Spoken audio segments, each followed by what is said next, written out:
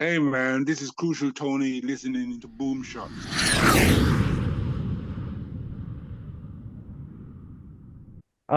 Who give you the name Crucial Tony?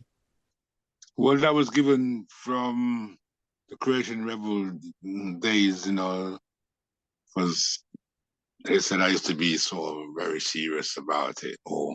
And I wasn't afraid to tell you.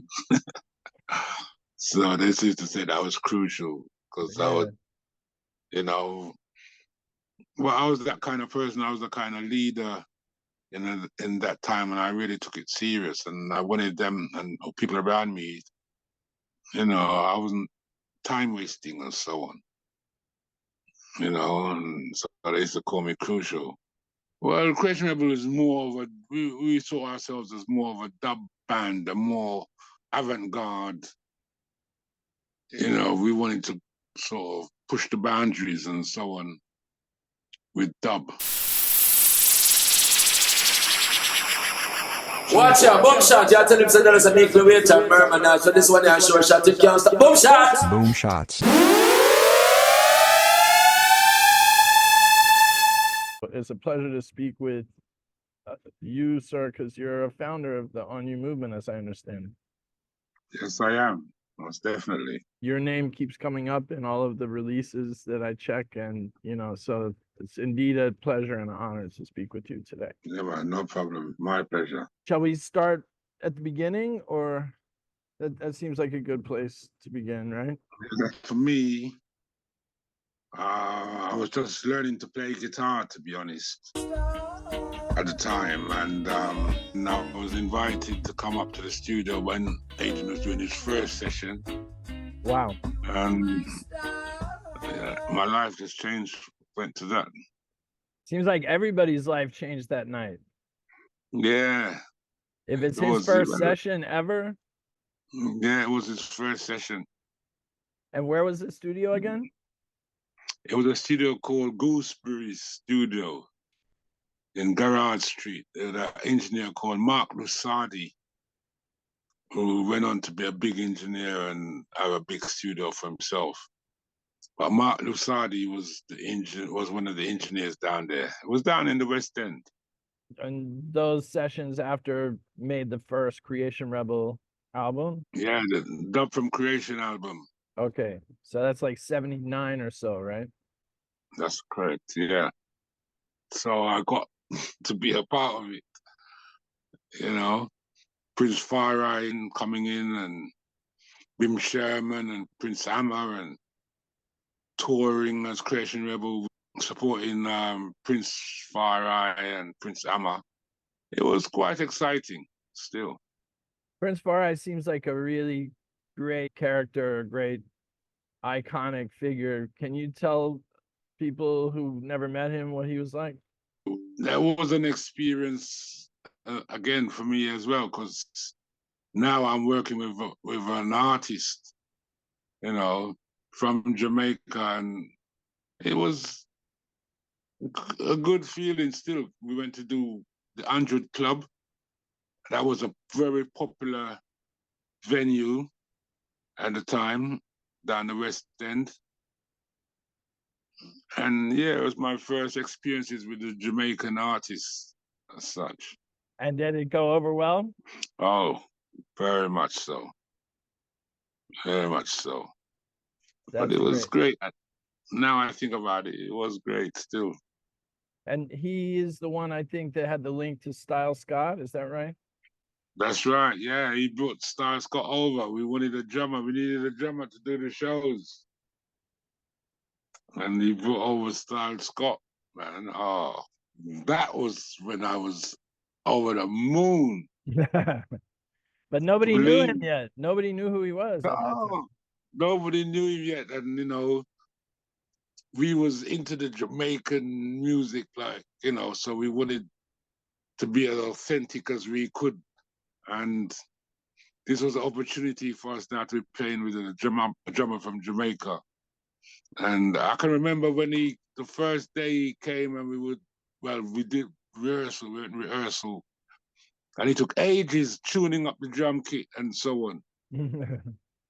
But when he started playing it, me and Lizard just looked at each other and said, "Yeah, you know, yeah, man, I was playing with a good drummer." Nobody was playing drums like that. Like he did certain things that Yeah,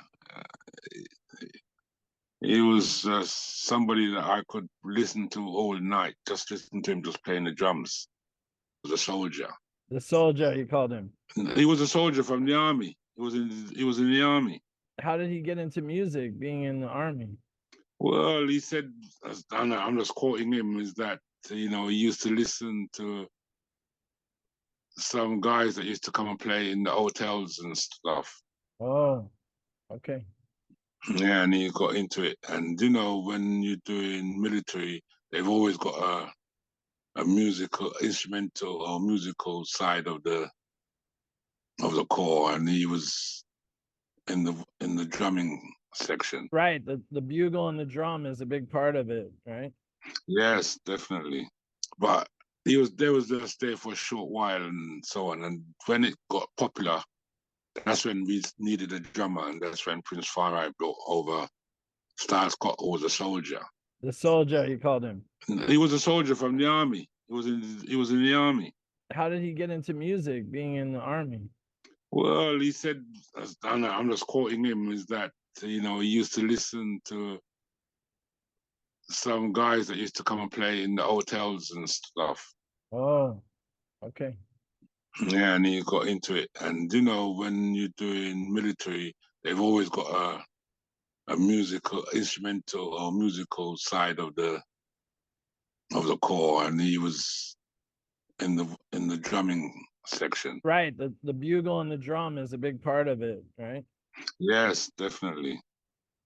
And lots of the recordings that Adrian did, I played the bass with him on the recordings. Yeah. You played bass as well as guitar. Yes.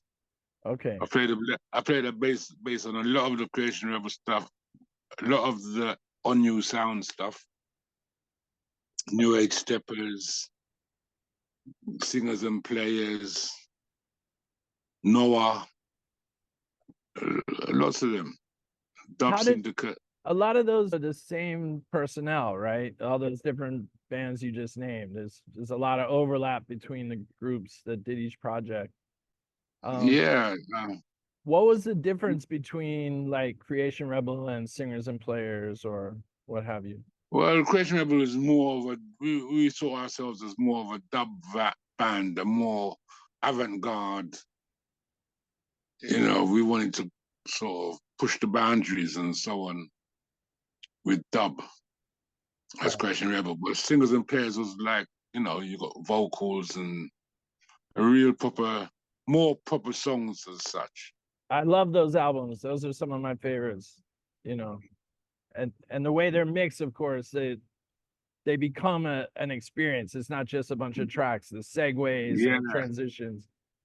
Well, that's how we was looking at it. We wanted it to be a bit different, not so straight of the norm. At the time that y'all were making these On You projects, the reggae scene was very blended with other UK music cultures, right? Yeah, it was kind of we really went into the punk era, to be honest. Did you play on bills with the Clash and? Yeah, we did gigs. We did gigs with the Clash. They know us very well. They was one of our fans. I don't know if you heard of the Slits. Yeah, of course.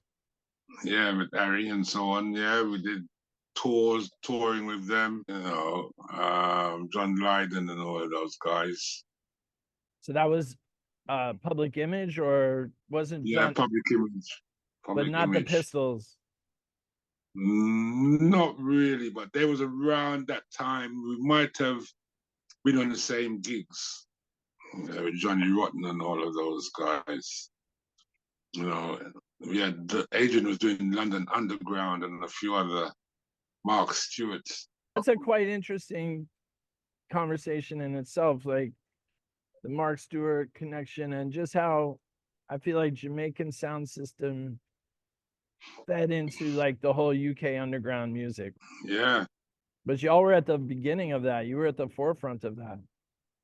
Yeah, yeah, it was. And well, you know, working with Adrian as well and so on. Because remember we'd done the Starship Africa album, Yes. and that really did a lot for us, you know. How so? What was it about that album? Well, it's the most album that we've sold, to be honest. That's the Really? best, one of the best. Yeah, Why? one of What the sets it best. apart? Well, as I said, it was a bit more avant-garde, and you know, we did a lot of more experimentating on that kind of album with the sound, Mm-hmm. you know, on the tapes and technology of the time, and the people loved it.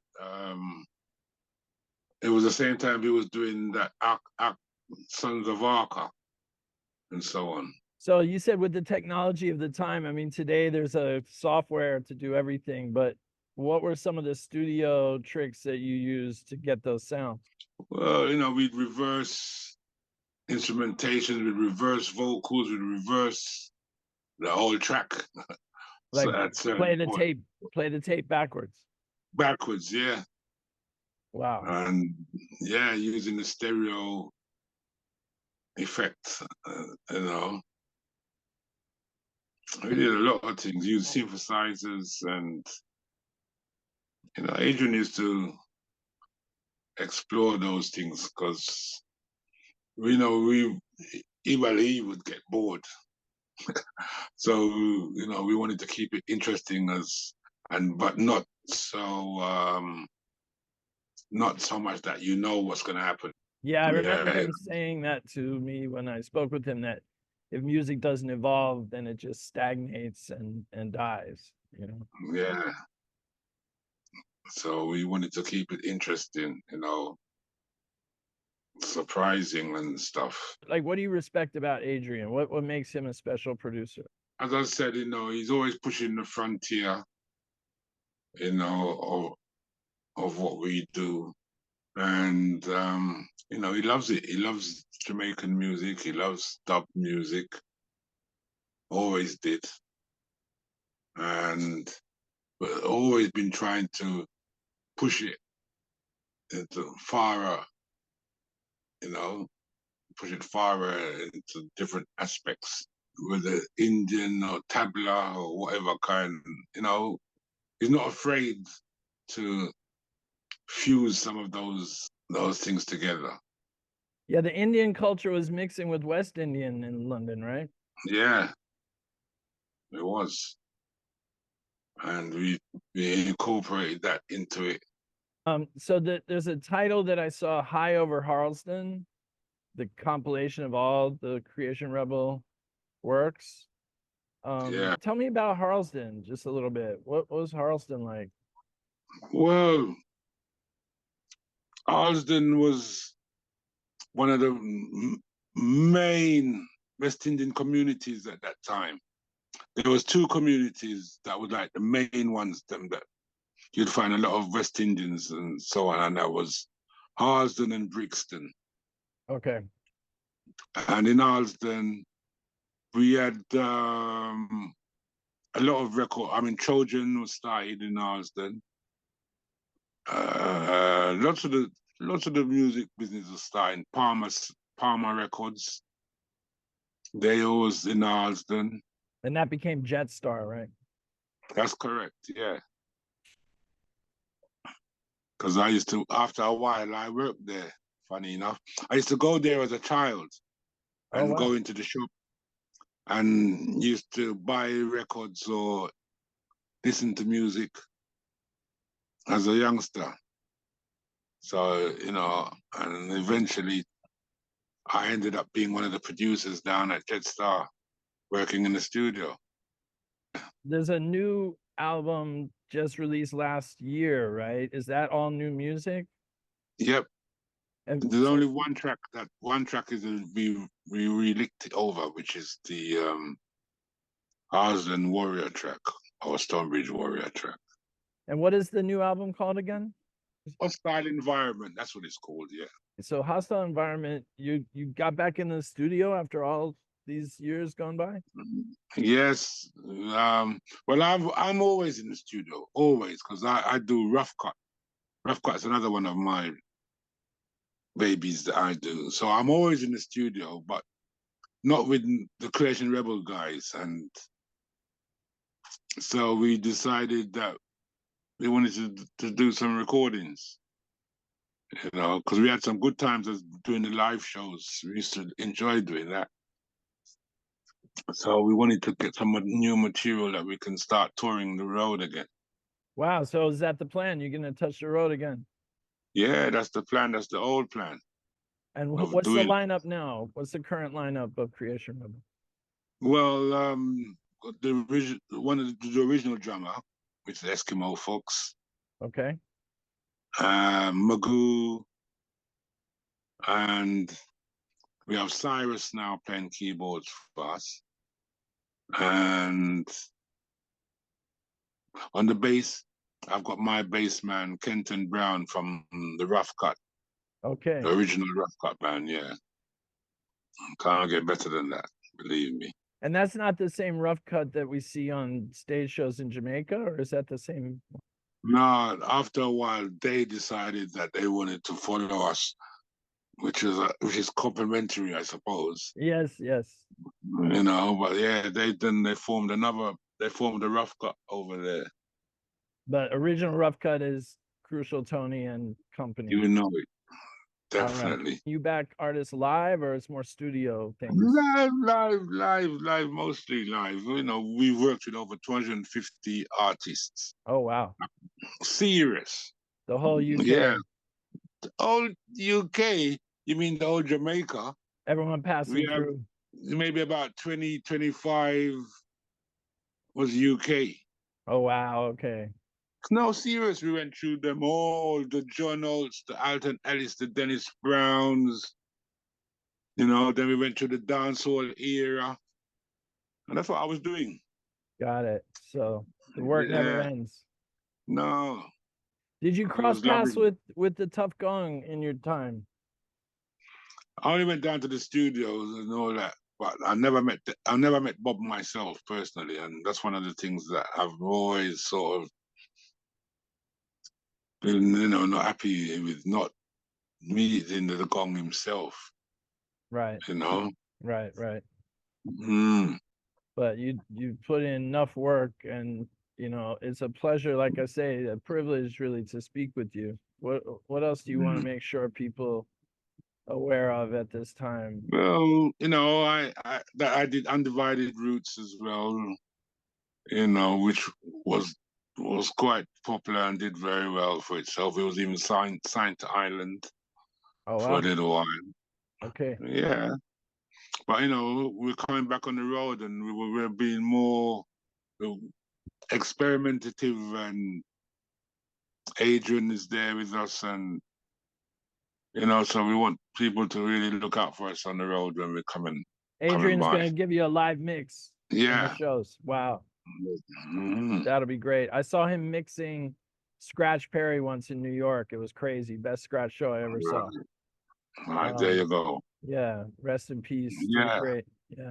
That's what we want to do. We want to come to New York, man. We want to come to America.